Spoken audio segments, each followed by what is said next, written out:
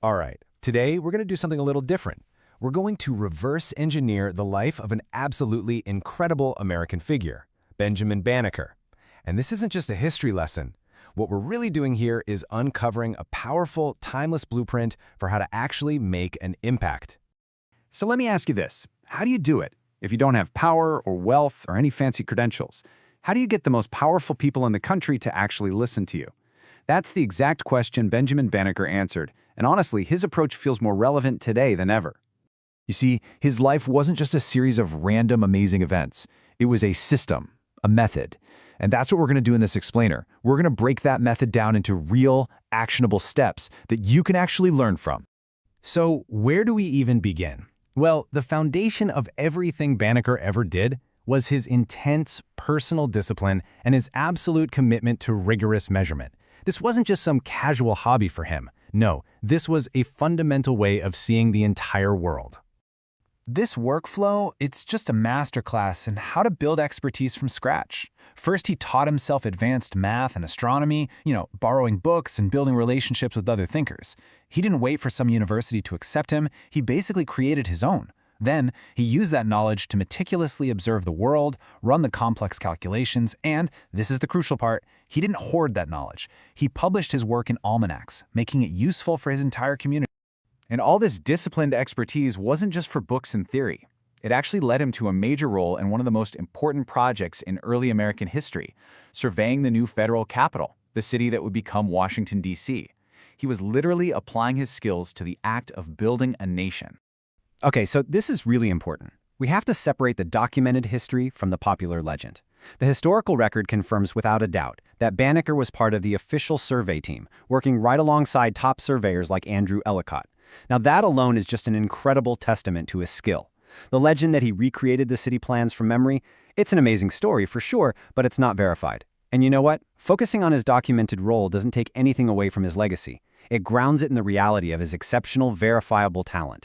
So Banneker has built up all of this intellectual credibility, this undeniable expertise. So what does he do with it? He aims it, like a weapon, at the nation's deepest, most profound injustice. He starts a direct correspondence with the man who literally wrote the Declaration of Independence, the then Secretary of State, Thomas Jefferson. And his strategy here is just brilliant. Banneker didn't just write an emotional letter. No, he built this airtight logical and moral argument that was simply impossible to ignore. He took Jefferson's own words, the stuff he wrote about liberty and freedom, and used them to expose the staggering hypocrisy of slavery. And Jefferson's response says it all. He praises Banneker's intellect, sure, but he completely sidesteps the actual moral challenge. He couldn't argue with the logic, so he just deflected. I mean, it's hard to overstate the sheer courage this took. You have to picture it. This is 1791.